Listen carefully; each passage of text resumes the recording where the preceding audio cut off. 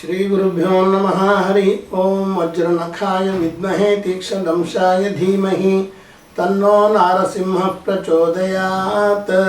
ಆತ್ಮೀಯ ವೀಕ್ಷಕರು, ವಾರ ಭವಿಷ್ಯನ ಹೊರತಂದಿದ್ದೇನೆ. ಇದು ತಾರೀಖು 5-4-2026ರಿಂದ 11-4-2026ರವರೆಗೆ ಇರುತ್ತದೆ. ಇದನ್ನು ನಿಮ್ಮ ಒಳಿತಿಗಾಗಿ ಬಳಸಿಕೊಳ್ಳಿರಿ. ನೀವಿನ್ನೂ ನನ್ನ ಚಾನಲನ್ನು ಸಬ್ಸ್ಕ್ರೈಬ್ ಆಗದಿದ್ದಲ್ಲಿ ಈ ಕೂಡಲೇ ಆಗಿರಿ ಮತ್ತು ಬೆಲ್ ಬಟನ್ ಒತ್ತಿರಿ. ಇದರಿಂದ ಮುಂದಿನ ವಿಡಿಯೋಗಳು ನಿಮಗೆ ನೇರವಾಗಿ ತಲುಪುತ್ತವೆ. ಮೊದಲಿಗೆ ಒಂದೊಂದೇ ರಾಶಿಯತ್ತ ಗಮನ ಹರಿಸೋಣ.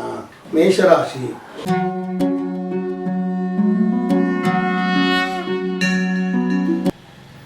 ಸ್ವಂತ ಅಲಂಕಾರಕ್ಕಾಗಿ ಹೆಚ್ಚು ಗಮನ ಕೊಡುವಿರಿ. ಆದಾಯವು ಮಧ್ಯಮಗತಿಯಲ್ಲಿರುತ್ತದೆ. ಹಿರಿಯರ ಮಾರ್ಗದರ್ಶನಗಳು ನಿಮಗೆ ಬಹಳ ಅನುಕೂಲವಾಗುತ್ತದೆ. ಹೈನುಗಾರಿಕೆ ಮಾಡುವವರ ಆದಾಯ ಹೆಚ್ಚುತ್ತದೆ. ವಿದ್ಯಾರ್ಥಿಗಳಿಗೆ ಶ್ರಮಕ್ಕೆ ತಕ್ಕ ಫಲ ಮಾತ್ರ ಇರುತ್ತದೆ. ನರರೋಗ ತಜ್ಞರಿಗೆ ಬೇಡಿಕೆ ಹೆಚ್ಚುತ್ತದೆ. ನರ ದೌರ್ಬಲ್ಯ ಇರುವವರು ಹೆಚ್ಚು ಎಚ್ಚರ ವಹಿಸಿರಿ. ತಾಯಿಯಿಂದ ನಿರೀಕ್ಷೆಗೆ ಮೀರಿದ ಸಹಕಾರಗಳು ನಿಮಗೆ ದೊರೆಯುತ್ತವೆ. ಕೃಷಿಯಿಂದ ಲಾಭ ಕಡಿಮೆಯಾಗುತ್ತದೆ. ಆನುವಂಶಿಕ ವ್ಯವಹಾರಗಳಲ್ಲಿ ನಿಮಗೆ ಲಾಭವಿರುತ್ತದೆ. ಉದ್ಯೋಗ ಸ್ಥಳದಲ್ಲಿ ಒತ್ತಡಗಳು ಹೆಚ್ಚಾಗಬಹುದು. ಸರ್ಕಾರಿ ಅಧಿಕಾರಿಗಳಿಗೆ ವರ್ಗಾವಣೆಯ ಅವಕಾಶಗಳಿವೆ. ವೃಷಭ ರಾಶಿ.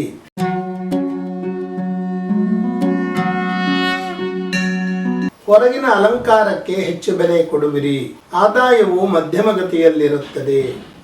ಹಿರಿಯರು ನಿಮ್ಮ ಬಗ್ಗೆ ಸಹಾನುಭೂತಿ ತೋರುವರು. ಸ್ಥಿರಾಸ್ತಿ ಮಾಡುವ ಯೋಗವಿದೆ. ಹೈನುಗಾರಿಕೆ ಮಾಡುವವರ ಆದಾಯ ಹೆಚ್ಚುತ್ತದೆ. ವಿದ್ಯಾರ್ಥಿಗಳು ಹೆಚ್ಚು ಶ್ರಮಪಟ್ಟು ಓದಲೇಬೇಕು. ವೈದ್ಯಕೀಯ ಕ್ಷೇತ್ರದಲ್ಲಿ ಕೆಲಸ ಮಾಡುತ್ತಿರುವವರಿಗೆ ಲಾಭವಿದೆ. ಒಡಹುಟ್ಟಿದವರಿಂದ ಸ್ವಲ್ಪ ಕಿರಿಕಿರಿಗಳು ಬರುವ ಸಾಧ್ಯತೆಗಳಿವೆ.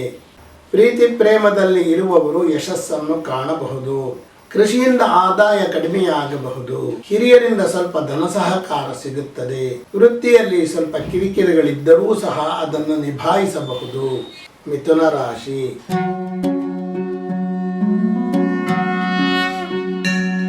ನಿಮ್ಮ ವ್ಯಕ್ತಿ ಅಲಂಕಾರದ ಬಗ್ಗೆ ಸಾಕಷ್ಟು ಚಿಂತೆ ಮಾಡುವಿರಿ.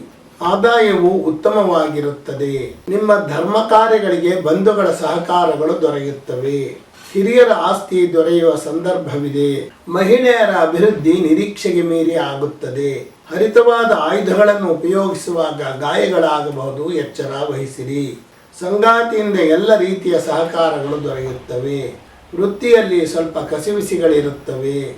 ವಿದೇಶಿ ವ್ಯವಹಾರಗಳನ್ನು ಮಾಡುವ ಅವಕಾಶ ಈಗ ದೊರೆಯುತ್ತದೆ.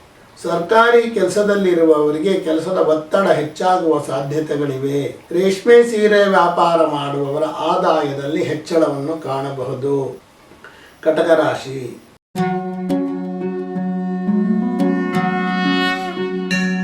ಮನಸ್ಸಿನಲ್ಲಿ ಸಂತೋಷವಿದ್ದರೂ ಸಹ ಒಂದು ರೀತಿಯ ಚಿಂತೆ ನಿಮ್ಮನ್ನು ಕಾಡುತ್ತಿರುತ್ತದೆ. ಆದಾಯವು ತಕ್ಕಮಟ್ಟಿಗೆ ಇರುತ್ತದೆ. ಬಂಧುಗಳು ಸಹಕರಿಸುವಂತೆ ಬಂದು ನಿಮಗೆ ತೊಂದರೆಯನ್ನು ಮಾತ್ರ ಕೊಡುವರು. ಸ್ಥಿರಾಸ್ತಿ ವ್ಯವಹಾರ ಮಾಡುವವರಿಗೆ ಲಾಭವಿದೆ. ಹಿರಿಯರ ಆಸ್ತಿಯನ್ನು ಅಭಿವೃದ್ಧಿ ಮಾಡಬಹುದು. ಎಲೆಕ್ಟ್ರಾನಿಕ್ಸ್ ಉಪಕರಣಗಳ ಮಾರಾಟಗಾರರಿಗೆ ವ್ಯಾಪಾರ ಸ್ವಲ್ಪ ಕುಂಠಿತವಾಗುತ್ತದೆ. ಈಗ ಲೇವಾದೇವಿ ವ್ಯವಹಾರ ಮಾಡುವುದು ಖಂಡಿತ ಬೇಡ. ತಂದೆಯಿಂದ ಸಹಾಯ ಹೆಚ್ಚಾಗಿ ಬರುತ್ತದೆ. ಸಂಗಾತಿ ಕಡೆಯವರು ನಿಮ್ಮ ಸಹಕಾರಕ್ಕೆ ಬರುವರು. ವಿದೇಶಿ ವ್ಯವಹಾರ ಮಾಡುವವರಿಗೆ ಅನಿರೀಕ್ಷಿತ ಲಾಭಗಳಿರುತ್ತವೆ. ಸಿಂಹ ರಾಶಿ.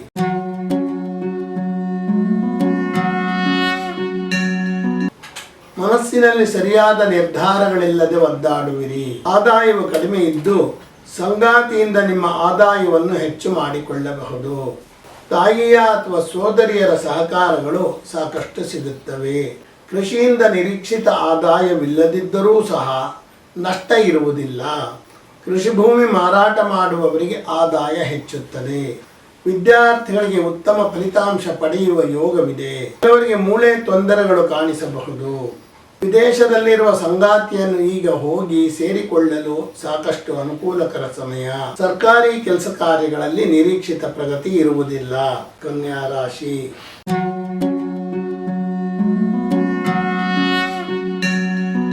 ನಿಮ್ಮ ಸ್ವಂತ ಬುದ್ಧಿಯಿಂದ ಮುನ್ನಡೆಯುವುದು ಬಹಳ ಉತ್ತಮ.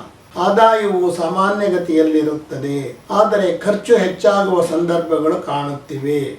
ಸಂಗಾತಿ ಕಡೆಯ ಬಂಧುಗಳಿಂದ ಕಿರಿಕಿರಿ ನಿಮಗೆ ಹೆಚ್ಚಾಗಬಹುದು. ವೃತ್ತಿಯಿಂದ ಬಂದ ಹಣದಲ್ಲಿ ಸ್ಥಿರಾಸ್ತಿಯನ್ನು ಮಾಡಿಕೊಳ್ಳಬಹುದು. ಮಕ್ಕಳ ವಿದ್ಯಾಭ್ಯಾಸಕ್ಕಾಗಿ ಹೆಚ್ಚು ಶ್ರಮ ಪಡಲೇಬೇಕಾಗುತ್ತದೆ. ಉಸಿರಾಟದ ತೊಂದರೆ ಕೆಲವರನ್ನು ಬಾಧಿಸಬಹುದು. ಸಂಗಾತಿಯ ಕೆಲವು ದ್ವಂದ್ವ ನಡವಳಿಕೆಗಳು ನಿಮಗೆ ಮುಜುಗರವನ್ನು ತರುತ್ತವೆ. ಬೆಳ್ಳಿ ವ್ಯಾಪಾರಿಗಳಿಗೆ ವ್ಯಾಪಾರದಲ್ಲಿ ನಿರೀಕ್ಷಿತ ಲಾಭ ಇರುವುದಿಲ್ಲ.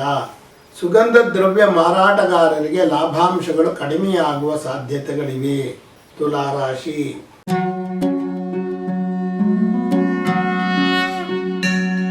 ವಾರದ ಆರಂಭದಲ್ಲಿ ಬಹಳ ಆನಂದವಿರುತ್ತದೆ. ಆದಾಯವು ನಿಮ್ಮ ನಿರೀಕ್ಷಿತ ಮಟ್ಟದಲ್ಲಿ ಇರುವುದಿಲ್ಲ. ಕೆಲವೊಂದು ವಿಷಯಗಳಿಗೆ ಮಾತ್ರ ಹಿರಿಯರು ಸಹಕಾರ ನೀಡುವರು. ಕೃಷಿ ಭೂಮಿ ಮಾರಾಟ ಮಾಡುವವರ ಆದಾಯ ಕಡಿಮೆಯಾಗುತ್ತದೆ. ವಿದೇಶದಲ್ಲಿ ಓದುತ್ತಿರುವ ವಿದ್ಯಾರ್ಥಿಗಳಿಗೆ ಹೆಚ್ಚಿನ ಅನುಕೂಲತೆಗಳು ದೊರೆಯುತ್ತವೆ. ಉಷ್ಣ ಸ್ಥಾವರಗಳಲ್ಲಿ ಕೆಲಸ ಮಾಡುವವರು ಹೆಚ್ಚು ಎಚ್ಚರದಿಂದ ಮಾಡಿರಿ. ಸಂಗಾತಿಯಿಂದ ನಿಮಗೆ ಅನುಕೂಲ ದೊರೆಯುತ್ತದೆ. ನಿಮ್ಮ ಕೆಲವೊಂದು ಕಷ್ಟಗಳಿಗೆ ಉತ್ತಮ ಪರಿಹಾರ ದೊರೆಯುವ ಸಂದರ್ಭವಿದೆ. ನಿಮ್ಮ ನಡವಳಿಕೆಯಿಂದ ವೃತ್ತಿಯ ಮೇಲೆ ಸಾಕಷ್ಟು ಪರಿಣಾಮ ಬೀರುತ್ತದೆ. ದ್ರವರೂಪದ ವಸ್ತುಗಳನ್ನು ಮಾರಾಟ ಮಾಡುವವರ ಆದಾಯ ಹೆಚ್ಚಾಗುತ್ತದೆ. ವೃಶ್ಚಿಕ ರಾಶಿ.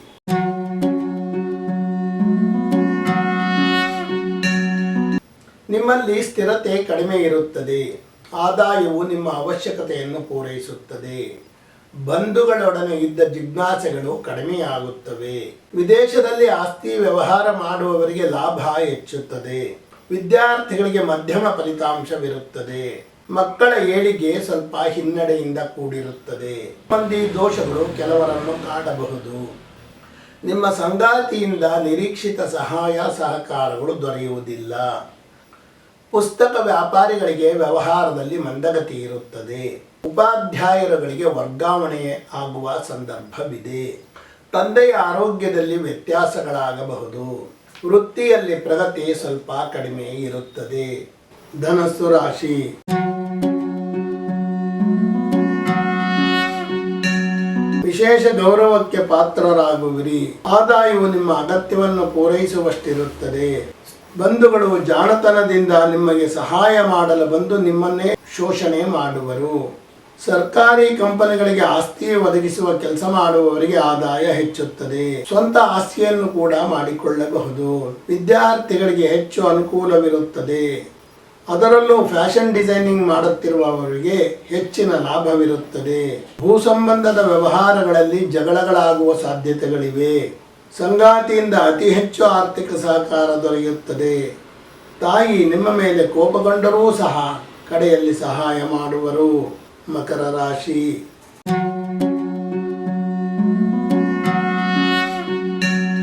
ಎಲ್ಲರೊಂದಿಗೂ ಬೆರೆಯಲು ಸಾಕಷ್ಟು ಪ್ರಯತ್ನ ಪಡುವಿರಿ. ಆದಾಯವು ಮಧ್ಯಮ ಗತಿಯಲ್ಲಿರುತ್ತದೆ.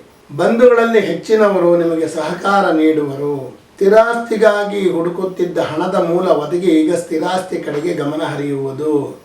ಆಡಳಿತಾತ್ಮಕ ಪರೀಕ್ಷೆಗಳನ್ನು ತೆಗೆದುಕೊಳ್ಳುವವರಿಗೆ ಹೆಚ್ಚಿನ ಅನುಕೂಲವಿರುತ್ತದೆ. ಕೆಲವರಿಗೆ ಪಿತ್ತ ವಿಕಾರಗಳಾಗಬಹುದು.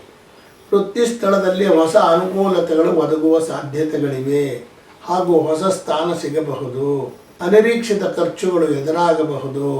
ಹಿರಿಯರು ತಮ್ಮವರನ್ನು ನೋಡಲು ವಿದೇಶಕ್ಕೆ ಹೋಗಿ ಬರುವ ಸಾಧ್ಯತೆಗಳಿವೆ. ಹೈನುಗಾರಿಕೆ ಮಾಡುವವರ ಲಾಭ ಹೆಚ್ಚಾಗುತ್ತದೆ. ಕುಂಭರಾಶಿ.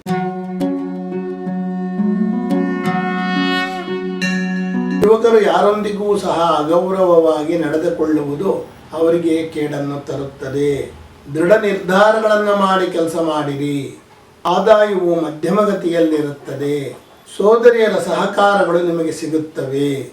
ಕೃಷಿಯಿಂದ ಆದಾಯವಿರುತ್ತದೆ. ವಿದ್ಯಾರ್ಥಿಗಳಿಗೆ ಅತಿ ಹೆಚ್ಚು ಯಶಸ್ಸನ್ನು ಪಡೆಯುವ ಯೋಗವಿದೆ. ತಂದೆಯ ಆರೋಗ್ಯದಲ್ಲಿ ವ್ಯತ್ಯಾಸಗಳಾಗಬಹುದು. ಅದಕ್ಕಾಗಿ ಹೆಚ್ಚು ಹಣ ಕೂಡ ಖರ್ಚಾಗಬಹುದು. ನಿಮ್ಮ ಧರ್ಮ ಕಾರ್ಯಗಳಿಗೆ ಸಂಗಾತಿಯ ಸಹಕಾರಗಳು ದೊರೆಯುತ್ತವೆ. ಗಣಿಗಾರಿಕೆ ಮಾಡುವವರ ಆದಾಯ ಹೆಚ್ಚಾಗುತ್ತದೆ. ಉದ್ಯೋಗ ಸ್ಥಳದಲ್ಲಿದ್ದ ಕಿರಿಕಿರಿಗಳು ತಪ್ಪಿ ಸಂತೋಷ ಮೂಡುತ್ತದೆ. ಮೀನರಾಶಿ.